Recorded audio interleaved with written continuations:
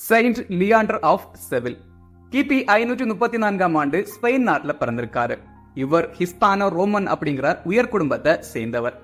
இவரோட தந்தை செவரியானஸ் காட்ஜன் நகரோட ஆளுநரா பணியாற்றியிருக்காரு. கிபி 554 ஆண்டு இவரோட குடும்பம் செவில் நகருக்கு குடிபெயர்ந்திருக்கு. இவரோட உடன் பிறந்தவர்கள் எல்லாருமே புனிதர்கள் அப்படிங்கிறது குறிப்பிடத்தக்கது. இவரோட ஒரு சகோதரரான செயின்ட் இசித்தோர் இவரும் செவில் நகர ஆயரா பணியாற்றியிருக்காரு. இவரோட சகோதரி செயின்ட் புளோரன்டினா ஒரு மடாதிபதியாவும் 40க்கு அதிகமான பள்ளிக்கூடங்களையும் நிறுவியிருக்காங்க.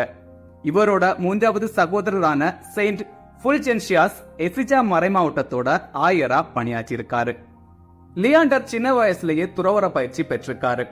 நாத்திகவாதிகளுக்கு எதிராக விடாமுயற்சியோடு போராடி பணியாற்றியிருக்காரு.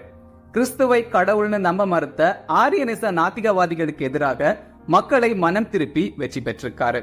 கிறிஸ்தவர்களுக்கு எதிரான அரசர் இறந்து போக அடுத்து மகுடம் சூட்டப்பட்ட அரசர் லியாண்டருக்கு பேருதவியா இருந்து கிறிஸ்தவ மரபுகளை மீட்டெடுக்க உதவியிருக்காரு.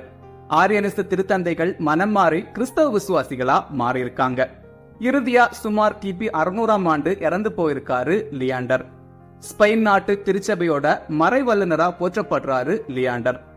March 13 saint Leander of Seville feast day.